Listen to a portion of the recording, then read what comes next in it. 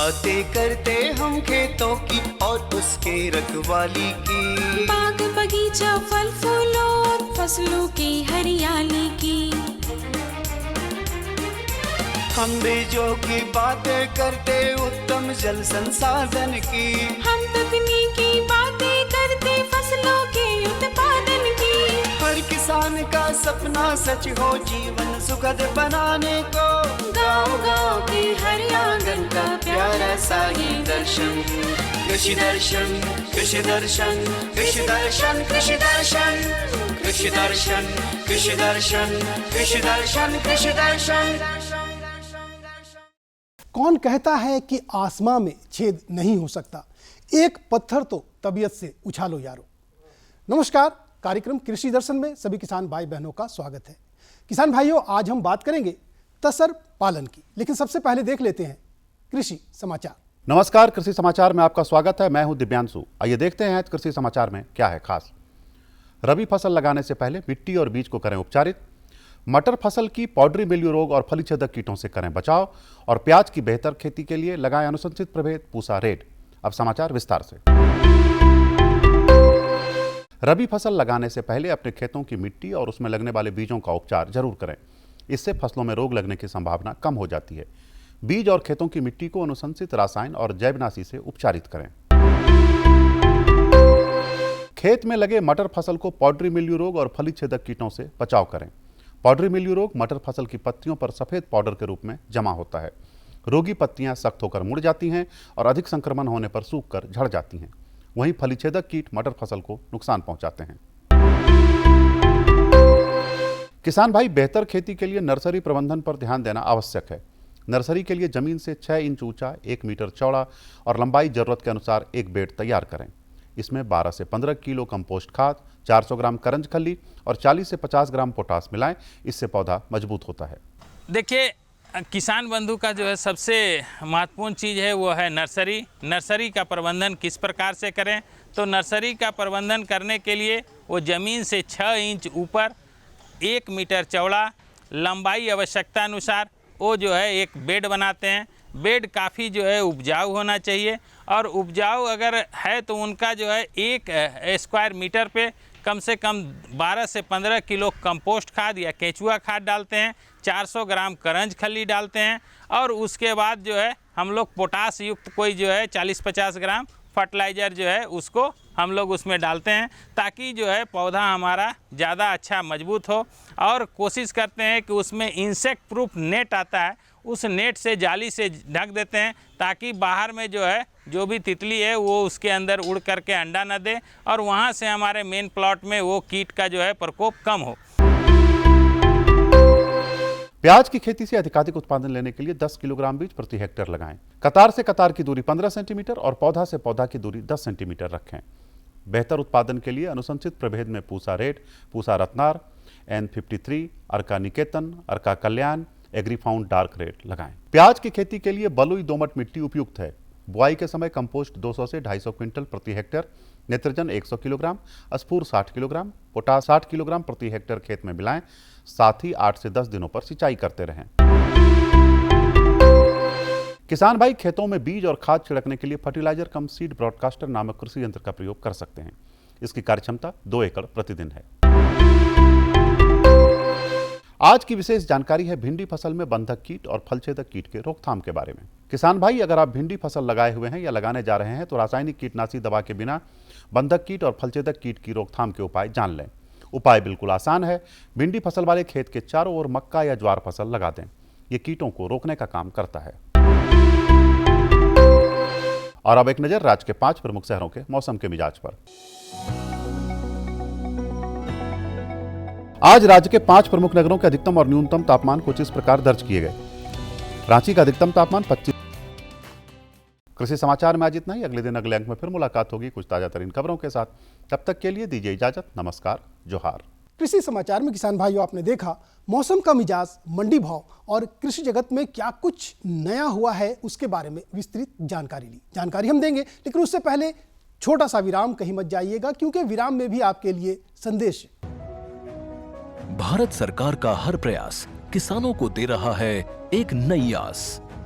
देश के किसानों की खुशहाली और उन्हें आत्मनिर्भर बनाने के लिए भारत सरकार समर्पित है। प्रधानमंत्री श्री नरेंद्र मोदी जी के नेतृत्व में कृषि क्षेत्र में किए गए निरंतर प्रयासों के फलस्वरूप देश खाद्यान्न व बागवानी के क्षेत्र में आत्मनिर्भर हो चुका है और देश में दलहन का उत्पादन भी बढ़ा है।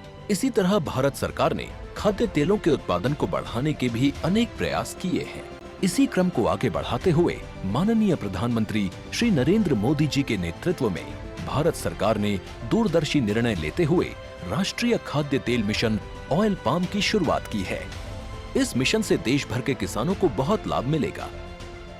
कृषि के पूंजी निवेश में वृद्धि होगी, खाद्य तेल आयात पर देश की निर्भरता कम होगी और रोजगार के नए अवसर पैदा होंगे।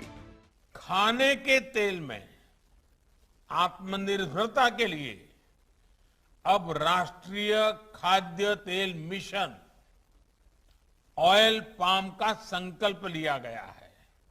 इससे किसानों को तो सीधा लाभ होगा ही, गरीब और मध्यम वर्ग के परिवारों को सस्ता और अच्छी क्वालिटी का तेल भी मिलेगा। यही नहीं, ये मिशन बड़े स्तर पर रोजगार का निर्माण करेगा। इस मिशन के अंतर्गत ऑयल पाम का रकबा और पैदावार बढ़ाने पर जोर देने के लिए सरकार ने 11,000 करोड़ रुपए से अधिक की सहायता राशि निर्धारित की है। मिशन के तहत सरकार ने ऑयल पाम की खेती के लिए रोपण आदि की सहायता में बढ़ोतरी करते हुए पहले मिलने वाले 12,000 रुपए प्रति हेक्टेयर को बढ़ाकर 29,000 रुपए प्रति हेक्टेयर तक कर दिया है। ऑयल पाम के पुराने बागों के पुनरुद्धार के लिए 250 रुपए प्रति पौधा के हिसाब से विशेष सहायता दी जा रही है। पौधारोपण सामग्री की कमी दूर करने और बीजों की पैदावार करने वाले बागों को भी सहायता दी जाएगी।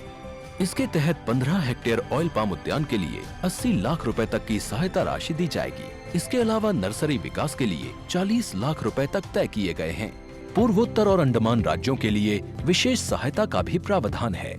ऑयल पाम के किसान ताजे फलों के गुच्छे यानी FFB का उत्पादन करते हैं, जिनकी वर्तमान में कीमतें अंतर्राष्ट्रीय मूल्यों में उतार चढ़ाव के आधार पर तय होती हैं।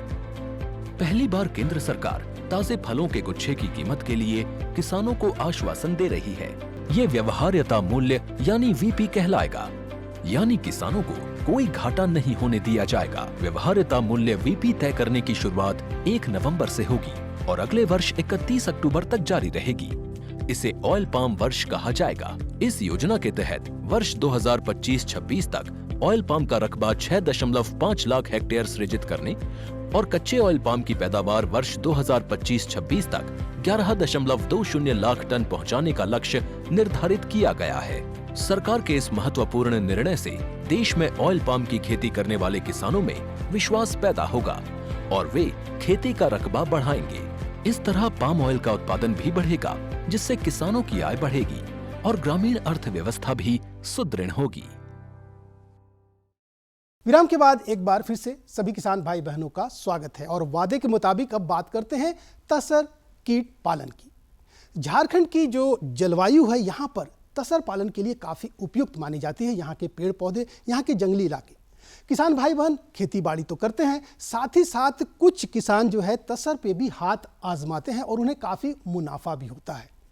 आज हम एक वृत्त चित्र के माध्यम से आपको दिखाएंगे कि वहाँ के लोग किस तरह से तसर पालन कर रहे हैं और पूरे गांव को रोजगार भी दिया है और खुद भी आत्मनिर्भर बन रहे हैं। चलिए वृत्त चित्र के माध्यम से आपको दिखाते हैं। इस संसार में असंख्य लोग ऐसे हैं जो असहाय, पीड़ित और शारीरिक तथा मानसिक रूप से कमजोर हैं।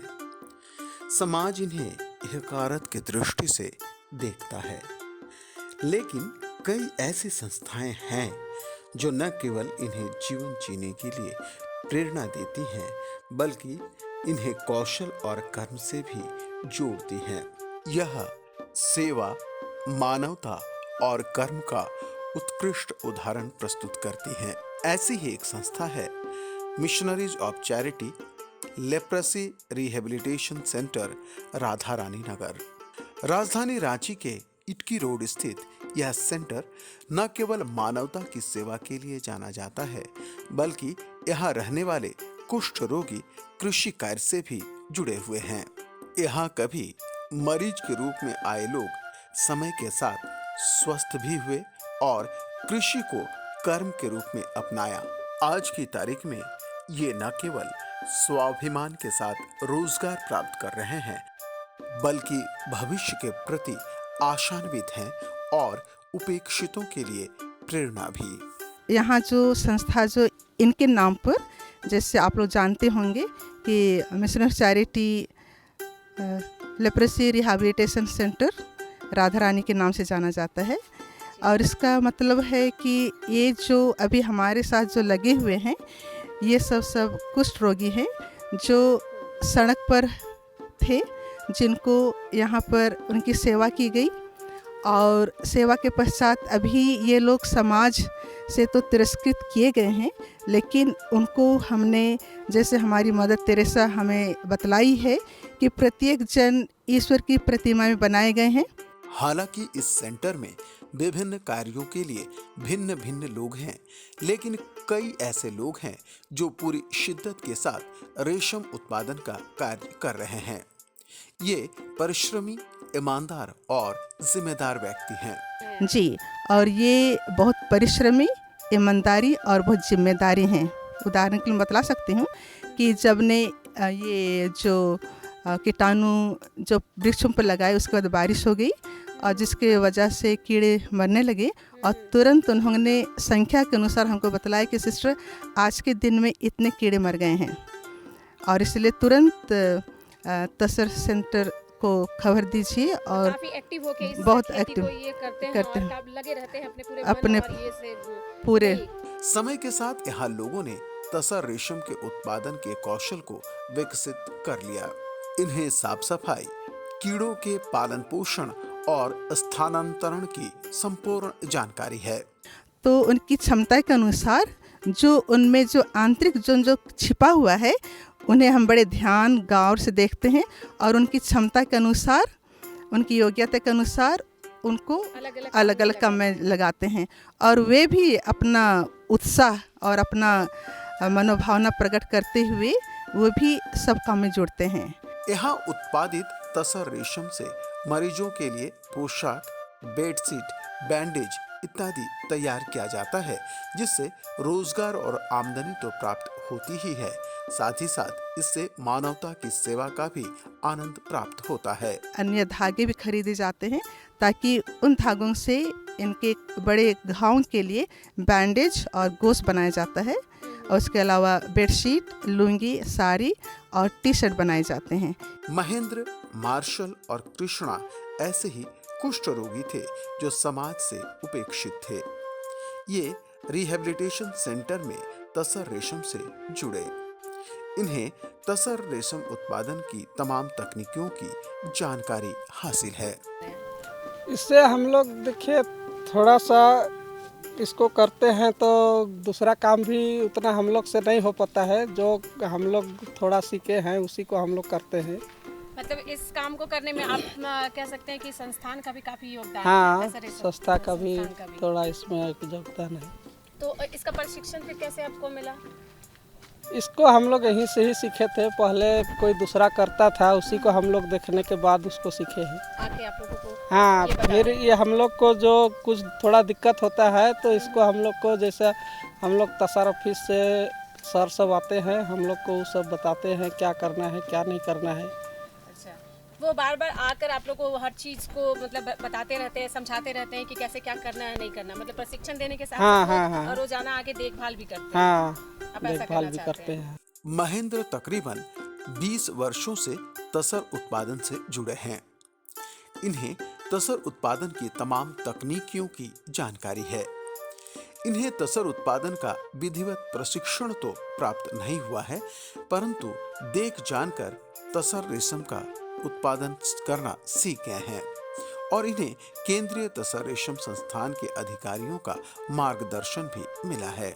पेड़ में पत्ता खत्म हो जाता है तो उसको हम लोग निकाल के फिर दूसरा पेड़ में डालते हैं। अच्छा, मतलब ये इसका खाना ये पत्ता ही है? हाँ, इसका खाने का तो पत्ता ही है। अच्छा, तो ये पेड़ में पत्ता खत्म हो रहा है इसलिए आप ये कीड़ा को दूसरे पौधे में डाल रहे हाँ, हैं, है ना? उसको ट्रांसफर कर रहे हैं दूसरा जगह में। अच्छा, कितने दिनों से आप काम कर रही हैं? यहाँ मेरा हो गया लगभग 20 साल। कितने लोग आप लोग साथ में यहाँ पे काम करते हैं इस तसर में? यहाँ हम लोग का भी तो 3 स्टाफ है। अच्छा, हाँ, 3 स्टाफ मिलके काम कर रहे हैं। 3 स्टाफ मिलके काम कर रहे हैं। अच्छा, तो आपका काम जो मेन है वो कीड़ा को ट्रांसफर करना है? एक हाँ, पौधे से हम दूसरे लोग पौधे में छोटा करना समय से ही कीड़ा को पेड़ में डालते हैं, फिर बड़ा होते होते धीरे धीरे ऐसे खत्म हो जाता है, तो फिर दूसरा पेड़ में हम लोग ट्रांसफर करते जाते हैं। मार्शल भी रिहैबिलिटेशन सेंटर में तसर रेशम के उत्पादन से जुड़े हैं। पेड़ों में चूना का भुरकाव कैसे किया जाना चाहिए, वायरस से कीड़ों को कैसे बचाया जा सकता है, इन तमाम जानकारियों से वे लैस हैं। चूने का भुरकाव करना। ये कीड़ा में कभी कि वायरस में बीमारी पड़ जाता है, अच्छा, उसको रुकावट के लिए हम लोग इसको छींटते हैं। तो ये जो हम लोग काला काला यहाँ पे स्पॉट्स देख रहे हैं वो सब क्या है? वो क्या यहाँ वो पे खाद का काम करता है? हाँ, खाद का तो काम करता है ये कीड़ा सबका, जैसे क्या बोलेंगे लेटरिन वो करते हैं। उसको कभी कभी झाड़ू में भी सब कर देते हैं। जैसे पानी उन्हें आएगा ना तो पूरा गीला हो जाता है, चलने में थोड़ा सा दिक्कत है, इसलिए कभी कभी साफ सफाई करते हैं झाड़ू में। मार्शल का मानना है कि कम खर्च और कम पूंजी में इससे अच्छी आमदनी प्राप्त की जा सकती है। नहीं, हम लोग देखते देखते पहले से ही ये सब करते आ रहे हैं, इसलिए लगाव लग गया। और हम लोग लगा होगा ना कि अच्छा इनकम का स्रोत भी है, इससे अच्छा हम पैसा कमा सकते हैं, इसलिए भी ये खेती करना अच्छा है। अच्छा है, कम साधन में और कम खर्च में ये खेती अच्छे से की जा सकती है और अच्छा इनकम हो सकता है। जी हाँ, हाँ जी, यही बात है ना? हाँ, यही बात। महेंद्र बताते हैं कि तसर उत्पादन रोजगार का अच्छा साधन है। वे यहाँ से उत्पादित तसर रेशम एवं खरीदे गए धागों से मरीजों के लिए ड्रेस सहित अन्य चीजें बनाते हैं। देखिए, इसको हम लोग खेती करते हैं, इसमें हम लोग का थोड़ा 2 पैसा आता है, और जिसमें हम लोग दूसरा धागा खरीद के फिर चैरिटी के लिए जो पेशेंट रहता है उसके लिए हम लोग धागा खरीदते हैं, और उसी से फिर हम लोग कपड़ा बनाते हैं। कपड़ा बनाने के बाद जो सबका ड्रेस है, गंजी है, लुंगी है, बेडशीट है, ये सब हम लोग उपयोग करने के लिए ये खेती करते हैं। जो कि हम लोग इस खेती को लगभग 20 साल हो गया करते हुए, और इसमें हम लोग कुकुन जो कीड़ा जो मिलता है अंडा, वो हम लोग का तसर ऑफिस से मिलता है। और तसर ऑफिस से लेके लाते हैं, वो सब हम लोग का सहयोग करते हैं, और सहयोग करते हुए हम लोग इसको लाते हैं और करते हैं, तो इसमें हम लोग का कुछ पैसा बनता है जो कुकुन को हम लोग बिक्री कर देते हैं। महेंद्र बताते हैं कि संस्था में जिस कार्य के लिए जिसे योग्य समझा जाता है उसे वही काम दिया जाता है। उन्हें रेशम बोर्ड का मार्गदर्शन प्राप्त है, साथ ही साथ जब जरूरत होती है और भी लोग इस काम में जुड़ जाते हैं। दिक्कत ऐसा हम लोग को बीच में अगर आता है तो फिर सिस्टर सबको हम लोग बताते हैं, तो सिस्टर सब हम लोग के लिए फिर स्टाफ कोई बढ़ाता है, 1-2 स्टाफ फिर दे देता है। फिर इसको जैसे हम लोग साफ करते हैं, ज़मीन को साफ करते हैं पहले, उसके बाद में जो भी हम लोग का दिक्कत होता है तो उसमें हम लोग को सिस्टर सब सहयोग करते हैं। मिशनरीज ऑफ चैरिटी के रेशम उत्पादन के कार्य से कृष्णा महतो भी जुड़े हैं। इनके हाथ में दिक्कत होने के बावजूद भी ये पूरी शिद्दत के साथ रेशम उत्पादन के काम से जुड़े हैं। ये कोकून की छंटनी और कटाई के काम पूरी सुगमता के साथ कर लेते हैं। दर्शकों, हम अभी आए हुए हैं mother Teresa Radha Rani leprosy centre में, और यहाँ आके हमने देखा है कि हमारे जो भी यहाँ पे तसर की खेती में जो भी लोग लगे हुए हैं, हमारे जैसा सामान्य ना होते हुए भी ये काफ़ी श्रम साध्य कार्य को आसानी से कर पा रहे हैं, और ये कितने मेहनत और लगन से इन कार्य को कर रहे हैं। आइए हम इनको आपको दिखाते हैं कि ये बड़ी ही तन्मयता के साथ इस कार्य को कर रहे हैं, और ये बिल्कुल भी थकते नहीं और अपने कार्य में लगे रहते हैं। तो देखिए, आपका नाम क्या है? कृष्णा महतो जी। तो हम देखते हैं कृष्णा महतो जी को कि इनका जो ये हाथ है ये सामान्य ना होते हुए भी इनके हाथ में भी बहुत दिक्कतें हैं, ये अच्छे से काम भी नहीं कर पाता, ये इनके पैर में भी प्रॉब्लम है, उसके बावजूद भी इस खेती को ये आसानी से करते हैं और बड़ी हंसी खुशी करते हैं, और इनको लगता है कि इस खेती को करके ये काफ़ी खुश भी हैं और अपनी आमदनी भी ये अच्छे से प्राप्त कर पाते हैं। तो इनको लगता है कि नहीं, इस कार्य को हम अच्छे से कर भी सकते हैं। और जो भी लोग हैं यहाँ इनके आसपास में, इन लोगों को काफ़ी मदद भी करते हैं, काफ़ी इनको प्रोत्साहित भी करते हैं ताकि ये अपने कार्य को आसानी से और बहुत ही बेहतर तरीके से कर पाएँ। यह सच है कि कृषि कार्य को अधिक बेहतर ढंग से करने के लिए प्रशिक्षण और मार्गदर्शन की जरूरत होती है। रांची स्थित केंद्रीय तसर अनुसंधान एवं प्रशिक्षण संस्थान की ओर से इन्हें जरूरी तकनीकों के अलावे आवश्यक संसाधन भी निःशुल्क प्रदान किए जाते हैं। तो पहले से ये सोच करके लगाया कि यहाँ लोग जो हैं तो उन लोगों को कुछ आर्थिक मदद किया जा सके। तो आर्थिक मदद किए कैसे करें, तो इसीलिए कि हम लोग तसर का यहाँ पर पौधा लगवाया गया। इन लोगों ने बहुत तन्मयता के साथ इन्होंने लगाया और इस पौधे को पत्ते की यूटिलाइजेशन के लिए हम लोग बीच बीच में इनको कीड़ा देते हैं, फ्री ऑफ कॉस्ट हम लोग इनको ये करते हैं। और बीच बीच में आकर के इनको हम तसर संस्थान द्वारा विकसित किया गया नया नया टेक्नोलॉजी जो है उन लोग को हम लोग को बताते हैं ताकि इनको अच्छा फसल हो सके और इनको अच्छा इसको ये लाभ मिले। और लोग भी इस बीच में ये लोग भी जो आते हैं, जो हैं यहाँ के लोग, ये लोग जो हैं सो बहुत तन्मयता के साथ बहुत मेहनती हैं। ये लोग काफ़ी मेहनती हैं। ये लोग बहुत मेहनत से करके अपने ये इस काम को करते हैं और बड़ी लगन के साथ करते हैं और बहुत ईमानदार लोग हैं। जो भी जब भी इनकी कोई भी परेशानी होती है, यदि कीड़ा के बारे में यदि कोई दिक्कत होती है या कीड़ा में कोई बीमारी आता है तो ये लोग बताते हैं। उसी हिसाब से हम लोग संस्थान की तरफ से हम लोग आते हैं और यहाँ पर आकर के इन लोग को हम जानकारी देते हैं। प्लस उनका जो भी कीटनाशक जो है कीट में जो छिड़काव के लिए जो होता है ताकि बीमारी जो ग्रेसरी फ्लैचरी जो होता है उसको कम किया जा सके, उसके लिए हम लोग ब्लीचिंग जो चूना देते हैं। बीच बीच में अंडा भी हम लोग सप्लाई करते हैं। कृषि कार्य से जुड़े लोगों के लिए अपने उत्पादों का सही मूल्य पर विपणन कर पाना एक बड़ी चुनौती है। इनके द्वारा उत्पादित कोकून की बिक्री की व्यवस्था संस्थान की ओर से कर दिया जाता है। नहीं, जब हम लोग को पता चलता है कि इनका फसल हो चुका है, लोग बताते हैं कि हमारे पास इतना कोकून हो गया है, तो हम लोग का ये एक कार्डियम भी चाईबासा है, वो लोग मार्केटिंग करवाते हैं। तो उन लोग के होते कांटेक्ट में रहते हैं जो भी ये जो कोकून खरीदते हैं, तो उन लोग का बीड होता है, उन लोग को मालूम है कि कहाँ पर से अच्छा रेट मिलेगा, तो उन लोग को बताते हैं कि वहाँ पर हमारा इतना कोकून है बन गया है। वो लोग आकर के उन लोग मीडिएटर बन करके उन लोग को हम लोग बेच। संस्थान अपने इस कार्य से न केवल लोगों के लिए रोजगार और आमदनी का जरिया प्रदान करती है बल्कि इन्हें प्रेरित भी करती है। यहाँ प्रत्येक चीज का उपयोग किया जाता है और हम लोग को काफ़ी खुशी होता है कि हम लोग इस तरह से किसी का मदद कर रहे हैं, मिशनरी का ये लोग को हम लोग कुछ मदद कर पाए। हम लोग के जो ये होता है, हम लोग चाहते हैं कि इस तरह से हम लोग इनका मदद कर सकें ताकि इनका कुछ लाभ हो। कोकून तैयार होने में लगभग 45 दिनों का समय लगता है। लगभग 20,000 कीड़े इसमें तैयार होते हैं। प्रत्येक कोकून की बाजार कीमत लगभग 5 से 6 रुपये होती है। इस हिसाब से इन्हें अच्छी आमदनी भी प्राप्त हो जाती है। ऐसे तो ये सब एक दिन में नहीं बनता है, लगभग 45 दिन होने के बाद ही कीड़ा तैयार होने के बाद लगभग हम लोग सब कोकून तोड़ते हैं तो हो जाता है 15-20 हज़ार तक कोकून निकल जाता है। तो आप एक दिन की बात कर रहे हैं कि एक दिन में 15-20 हज़ार कोकून का निर्माण हो जाता है?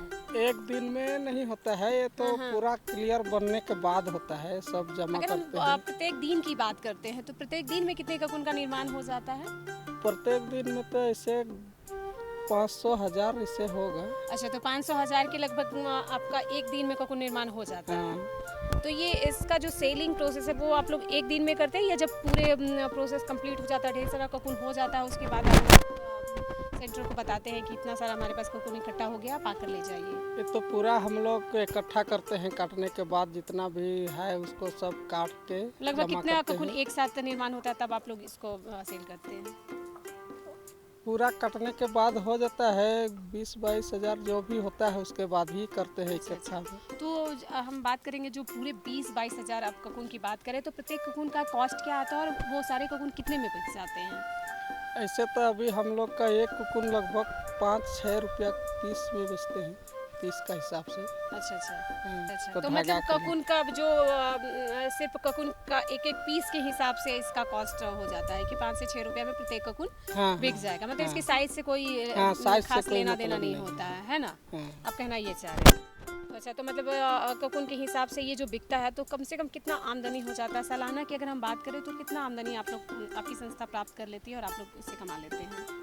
ऐसे अगर ठीक अच्छा से हो गया, अगर 20,000 हो गया तो 5 रुपया का हिसाब से लाख रुपया होता है। अच्छा, तो लाख रुपए तक की आमदनी आप लोगों की हो जाती है। महेंद्र शारीरिक अक्षमता के बावजूद रेशम उत्पादन के कार्य में जी तोड़ मेहनत करते हैं और रेशम उत्पादन के कार्य का पूरी शिद्दत के साथ देखभाल करते हैं। तो यहाँ पे आप लोगों को काम कितने देर का होता है? पूरे दिन भर लगे रहते हैं या फिर सुबह सुबह 2-3 घंटे आप लगते हैं फिर शाम में आते हैं? ऐसे हम लोग 7 बजे से शाम 5 बजे तक रहते ही हैं। अच्छा, तो जैसे यहाँ पे जब आप कीट पालन करते हैं तो बहुत सारे पशु पक्षी भी पक्षी भी है, पशु भी है जो कीड़ों को खा जाते हैं, पक्षी भी ऐसे हैं जो कीड़ों को मार के या उठा कर ले चले जाते हैं, तो उसका देख रेख भी तो करना होता है ना? उसका हम लोग देख रेख करते हैं। कोई भी पक्षी आता है तो उसको फिर हम लोग भगाते हैं और फिर कोई कीड़ा किधर इधर उधर हो रहा है तो उसको भी हम लोग देखते हैं। पूरे देश में कृषि कार्य से काफी बड़ी संख्या में लोग रोजगार प्राप्त करते हैं। कई ऐसे लोग हैं जो सीधे सीधे कृषि कार्य से जुड़े हैं, लेकिन मिशनरीज ऑफ चैरिटी और केंद्रीय तसर अनुसंधान एवं प्रशिक्षण संस्थान की यह पहल कृषि क्षेत्र के लिए अनोखा और अभिनव है। यहाँ समाज के उपेक्षित और शारीरिक अक्षमता के शिकार लोग तसर रेशम से जुड़े हैं। इन्हें केंद्रीय तसर रेशम उत्पादन संस्थान का मार्गदर्शन मिल रहा है। यह इस बात का उदाहरण है कि कृषि कार्य शारीरिक अक्षमता के शिकार व्यक्तियों को भी आमदनी दे सकता है और कृषि कार्य से जुड़ी संस्थाओं के सहयोग और मार्गदर्शन से अंधकार में क्षितिज में आशाओं के स्वर्णिम सूर्योदय की कल्पना संभव है। तो देखा किसान भाई बहन किस तरह से कड़ी मेहनत और लगन से इन्होंने अलग जगाई है, एक नई रोशनी फैलाई है और काफ़ी मुनाफा भी कमाया है। बस अगर आप भी जहन में इस बात को लाते हैं कि आपको भी इस तरह की तसर की खेती करनी चाहिए तो आप भी कर रहे हैं। इसके लिए आपको बस इनके बताए गए जो तरीके हैं उस पर अमल करना है, दिल में जज्बा रखना है और कड़ी मेहनत करनी है। फिलहाल आज के लिए इतना ही, दीजिए इजाज़त, लेकिन जाने से पहले आप हमारा पता ज़रूर लिख डालिए। हमारा पता है कार्यक्रम कृषि दर्शन, कृषि प्रकोष्ठ द्वारा केंद्र निदेशक, दूरदर्शन केंद्र, रातू रोड, रांची, पिन संख्या 834001। तो हमें रहेगा बेसब्री से आपके खतों का इंतज़ार। पूरी टीम को दीजिए इजाज़त। नमस्कार, जोहार।